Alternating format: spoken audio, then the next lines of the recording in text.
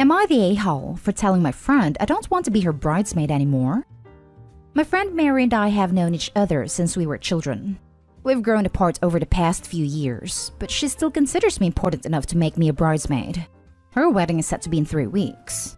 One reason why I sort of distanced myself from her was because of her treatment of my relationship. My boyfriend Jack and I have been together for 3.5 years. He's a wonderful person, and there is no doubt in my mind that this is the man I want to marry. But Mary is under the impression that Jack is too good for me. Jack comes from a very wealthy background. His parents are certainly very wealthy. He was practically guaranteed a lavish life from the moment he left the womb. This is in stark contrast to my childhood. I grew up in a low-income neighborhood, often wondering where my next meal was or how I was gonna help pay the bills at a young age, etc. I'm grateful and proud for where I am today. Jack is considered to be conventionally attractive, always looking like he should be on some magazine or a billboard somewhere. Jack's good looks and background have led Mary to believe that Jack deserves better than me, as according to her, there's no way I could have pulled someone so attractive and rich. It's pretty disheartening to hear those things constantly, and it does kind of take a toll on you and a friendship. Whenever Jack is around, she's quite polite and respectful, never once making those comments. Eventually, the comments stopped. Mary invited me for lunch with her fiancé and his friend, Gary. From the moment I arrived, Mary and her fiancé were consumed in their own conversation, paying no attention to both of us. It was fine, as Gary seemed to be a great lad with a great chat. He asked me why I was single, and I told him that I was in a happy, committed relationship. He was very taken aback by my answer. He told me that Mary had set up a blind date, double date of sorts for the both of us. I was very confused and slightly angry. I didn't want to be confrontational at lunch, especially in public, so I just carried on with the lunch. Luckily, Gary wasn't upset and ended up making a few jokes about the whole ordeal. I called Mary later on the day to ask her a ton of questions about why she thought it was okay to do that. At first, she tried to deny it, but then she tried to justify it by saying that Gary is a man who's more in my league, and since he was also a groomsman, we needed to get to know each other better. I was shocked by her bluntness, so I just told her that I didn't want to be her bridesmaid anymore. Granted, it was a pretty impulsive decision, but I still stand by it. Mary didn't take it well, trying to apologize and saying that it was a mistake. It's been a few days, and her fiancé has been texting me, asking me to suck it up for the wedding. I feel petty and conflicted right now. Edit. Jack knows about the date. I wouldn't keep that from him. Now for the top comments. You are so absolutely not the a-hole, and you should have dumped this friend the minute she told you Jack was too good for you. Don't let her change your mind. This, not the a-hole. She sounds kind of jealous, to be honest. But this conniving behavior is insane. Be sure to block any more flying monkeys coming your way about just suck it up for the wedding. The phrase flying monkeys gave me a small laugh. Thanks. This girl is not your friend. She's jealous your partner is good looking and well off. I would not only not be her bridesmaid, but I also wouldn't attend a wedding. She has no respect for your relationship.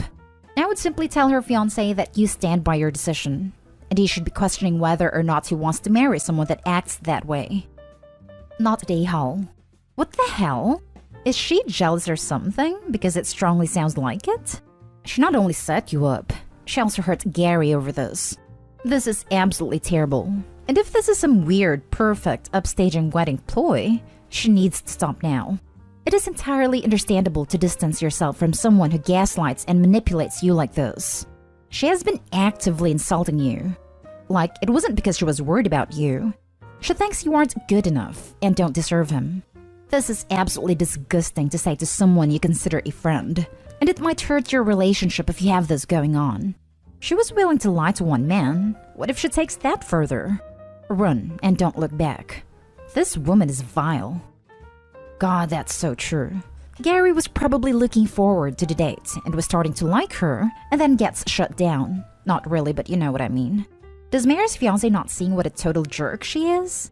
Hey, let's get your friend's hopes up, even though she's in a relationship. Maybe she'll break up with her boyfriend for a guy she's met once.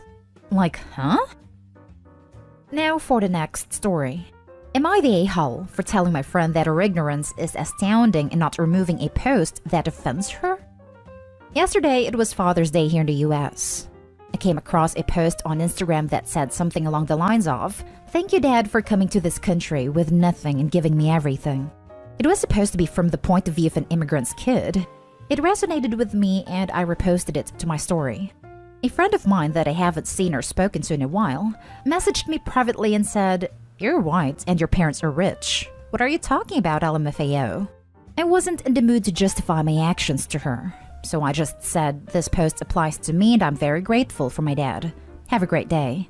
She proceeded to go on a tangent about how me posting that was extremely insulting to her because my parents are white and rich, and her parents are from Mexico and I have no idea what I'm talking about, and I've never struggled and neither have my parents who aren't even real immigrants. I proceeded to tell her that no, I didn't struggle growing up because my parents struggled for years before they had me. They both immigrated to the US from Europe with a penny to their name at 18. My dad worked 2 full-time jobs for 20 years, so my mom could go to school and only have to work 1 job instead of 2 like him. They worked their butts off without any help. It wasn't fun for them, or easy at all. By the time I was born, they had finally managed to get a house, and they started a business when I was about 5 that was successful. So growing up, I was very fortunate, and I have been extremely grateful that they worked hard so I could have a good childhood. She then said that my story was nice and all, but they still didn't have to experience being a real immigrant. I'm sorry, what? They had to go through the same process as everyone else, and couldn't go back to their home country for 7 years because they were waiting for citizenship. I asked her to tell me how they weren't real immigrants. She said it didn't count because they came from Europe. I wasn't gonna sit there and play immigrant competition with her, so I told her that her ignorance was astounding, and I was done with this conversation. She replied telling me to take the post down, but I didn't. The post was showing gratitude to an immigrant parent for working hard to provide a good life for their kids, and that's exactly what happened here, so I'm leaving it up. My other friend says I should be more sensitive to the situation and understand what she was trying to say. Am I the a-hole here? What was she trying to say? Are there degrees of being an immigrant? She was immigrant-er? Not the a-hole. I think she's implying that because they don't face racism, they are not real immigrants, which is BS. While she is right that white immigrants and POC immigrants have wildly different experiences immigrating in majority white countries, and just for context, I'm a white immigrant from a white country to a white country, that doesn't mean she could give you a lecture. It's not like you said that you went through discrimination based on your race, you just reposted it because it also factually applied to you. Her going off in some rant about real immigrants is dumb and not relevant at all to what you were saying. Not the a-hole. I don't know where Opie's family is from, but you also have to consider that around the time that I suspected Opie's parents moved here, 80s/90s, a lot of Eastern European immigrants were subject to a whole lot of xenophobia and discrimination, thanks to the still rippling after effects of McCarthyism and anti-communist sentiment in the wake of the Soviet collapse. Of course, this isn't applicable if Opie's parents were from Western Europe, but it's still something to think about. Yep, my wife is from Bulgaria. She still gets the commie moniker tossed at her occasionally. That or people think she's Russian and that she must be a spy using me for information. Not the a-hole. This is not the immigrant Olympics. Bless your parents. Next story. Am I the a-hole for telling my friends it must be nice to have people pay for stuff? I have 2 former roommates/friends, Michelle and Amy, obviously fake names. Michelle works in retail management and has been with her company for years, so she has a lot of PTO. She's also married to a man who makes a good amount of money. Amy has been on disability since an accident and also has her mom financing most of her life. I'm single, live on my own, and work as a year-round preschool teacher, started this year. Therefore, I have very little PTO. And I don't have a lot of disposable income like they do. We all live in different states. In December, Michelle had a miscarriage. I was there for as much as I could be from a distance, but I was guilted on more than one occasion that I didn't come to see her. 1, I couldn't afford a flight. 2, I had just finished my probationary period at work and had no personal time off yet. They then tried to plan a few trips which again, I couldn't take time off for. They would get frustrated with me and I'd try to explain I can't take off with no notice. I kept suggesting weekend trips, but they said those weren't worth it. Finally, we all agreed on a trip for the 4th of July weekend. I have some PTO now to take off that Friday and Monday, and I'm obviously off on the weekend days. I was super excited. Then Michelle canceled due to personal reasons, wouldn't elaborate, and I understood, said I was there for her, etc. Yesterday, I saw Amy post on Facebook that she can't wait to see Michelle over the 4th of July weekend. I was confused and texted Michelle asking if the trip was still on or not. I didn't get a response for a while, and finally Michelle said they didn't want me coming. They were mad that it took me so long to agree to a trip, and she still wasn't over me not visiting her during her miscarriage. I got really upset and explained myself. Amy chimed in, group chat, and said I care more about work than them. I snapped and said it must be nice to have a husband who can pay for these trips and a mom to pay your bills. They both got mad, and no one's spoken since. I'm starting to feel bad and wonder if I sunk too low. Maybe I'm being a bad friend? Am I the a-hole? Now for the comments. Absolutely not the a-hole. Your friends are not trying to understand you, but still want you to follow their every wish. That doesn't happen. That's very entitled behavior on their part. If they can't even respect you, you'd be better off without them. Sorry that some of us live in a reality and can't drop everything at a moment's notice. Opie needs better friends. And since she doesn't live close, she has a perfect way to break free. Block them, Opie. Make new friends where you live. Not a a-hole. Your friends are basically ignoring your circumstances while only caring about theirs, putting their needs above your constraints. If they are truly friends, they would have recognized these constraints of yours and be more understanding. It sucks to suffer a miscarriage, but you being there for her doesn't mean you must physically be there. You were there for her morally and also virtually. If she truly needs someone to be there physically, why can't she visit you instead and have a change of pace at the same time? Why must it be you don't have PTO yet to do so? The self-centeredness of both of them is so appalling. I've often wondered this, why don't they come to me? And I think it's because I live nowhere exciting. They both live in big tourist areas, so it's fun. I live close to touristy things, but there's not a whole lot to do. So I guess I'm not exciting enough? Not an a-hole. Glad you didn't spend more money on the trip as they are not friends.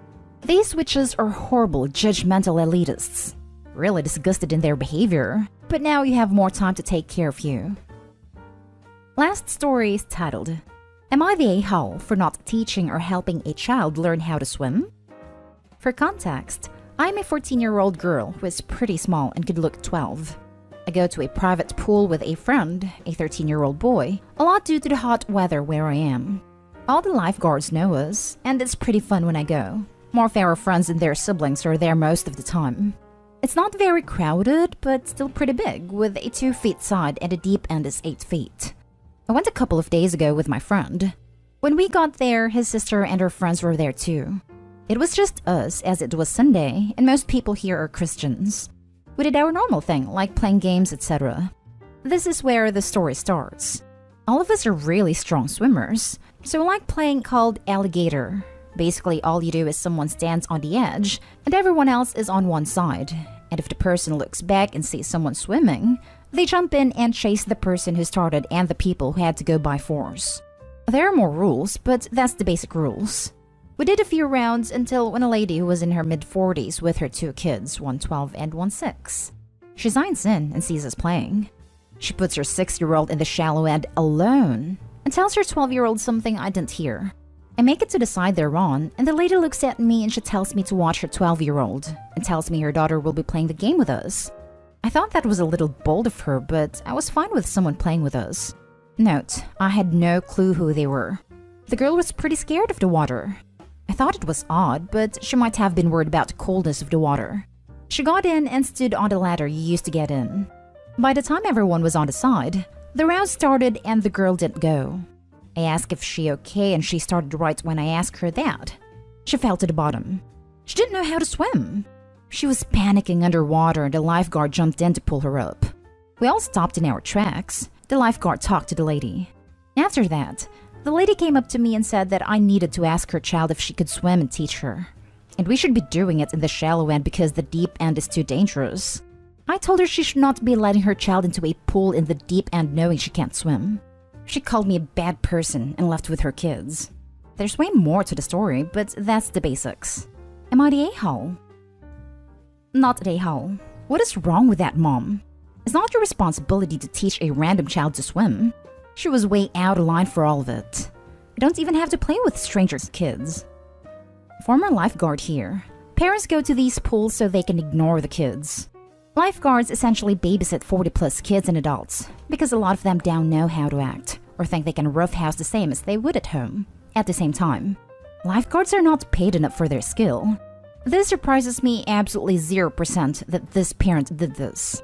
Not at a-hole. Not at a-hole. The mother is an idiot. It's not a child's job to teach another child how to swim. Come to think of it, even though I know how to swim, especially a stranger. What is she thinking? She's lucky you're good kids and not a bunch of bullies, or this could have gone really bad even with a lifeguard there. Hell, even if Opie was a lifeguard, this wouldn't fly. When I was a lifeguard, we would tell parents they had to be in the water if their child couldn't swim. A lifeguard's job is to watch the whole pool in case of emergencies, not babysit one particular child. Also, it's not okay to even put a child in a situation that could lead to drowning, like this mom did. Not a hole. For context, I'm a 14-year-old girl who is pretty small and could look 12. The lady came up to me and said that I needed to ask her child if she could swim and teach her. Even if you were a 42-year-old Olympic swimmer playing in the pool, rather than a 14-year-old kid, that a-hole mom doesn't have the right to tell you that you have to do anything for or with her kids. I can only hope that this a-hole mom doesn't get her kids killed by dumping her parental responsibilities on total strangers.